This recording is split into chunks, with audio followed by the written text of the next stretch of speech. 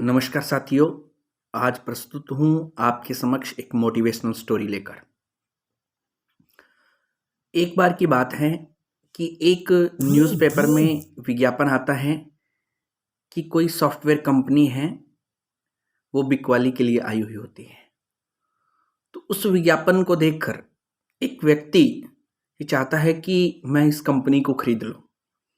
तो वो उसके लिए उस कंपनी के मालिक से कांटेक्ट करता है या उसके पास जाता है कि श्रीमान जी, मैं भी इच्छुक हूँ कि आपकी कंपनी को मैं खरीदूं।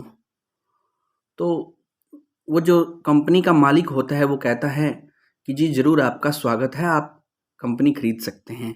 लेकिन मेरी कंपनी है वो एक कंप्यूटर से संबंधित कंपनी है, तो क्या आपको कंप्यूटर आता है? और इस कंपनी में काम करेंगे तो अंग्रेजी भाषा भी अनिवार्य है। तो वो व्यक्ति कहता है कि जी कंप्यूटर तो मुझे नहीं आता है। तो वो कंपनी का मालिक कहता है कि यदि आपको कंप्यूटर नहीं आता है तो श्रीमान जी कोई फ़ायदा नहीं है इस कंपनी खरीदने का, क्योंकि ये सॉफ्टवेयर कंपनी है, पूरा का पूरा कंप्यूटर बेस्ड इसमें वर्क है।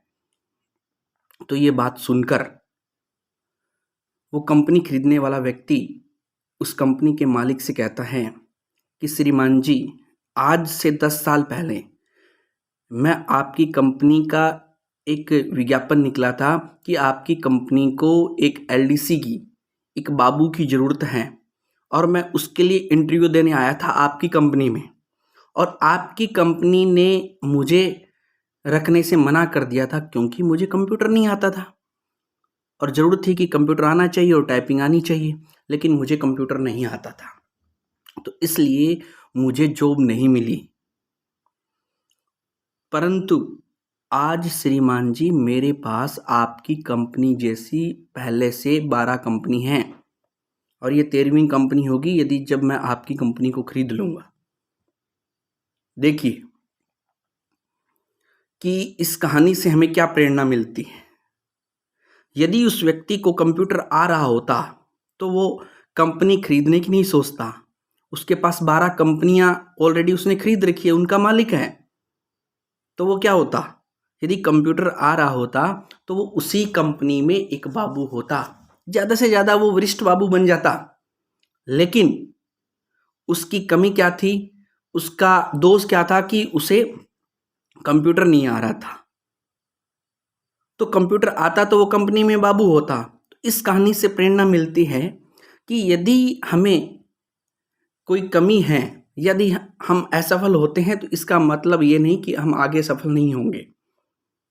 यदि हम नौकर नहीं बन पाते हैं तो ये मान के चलिए कि हम भविष्य के मालिक हैं। तो हमें कभी भी निराश नहीं होना चाहिए। यदि किसी विषय वस्तु का ज्ञान नहीं है तो इसका मतलब ये नहीं कि हम उस विशिष्ट क्षेत्र में फेल हैं। हो सकता है भविष्य में उस क्षेत्र के हम सर्वश्रेष्ठ व्यक्ति बन जाएं, मालिक बन जाएं। तो यदि आपके को कोई कमजोरी आपके आड़े आ रही है तो ज़रूरी नहीं कि आप नौकर नहीं बन पाए। तो मान के चलिए आप भविष्य के मालिक हैं। सकारात्मक रहिए, सोच अपनी ऊंची रखिए, ताकि हम भविष्य में बहुत कुछ अच्छा कर पाएँ। यदि छोटी सी स्टोरी आपको अच्छी लगी तो लाइक करें, शेयर करें। धन्यवाद।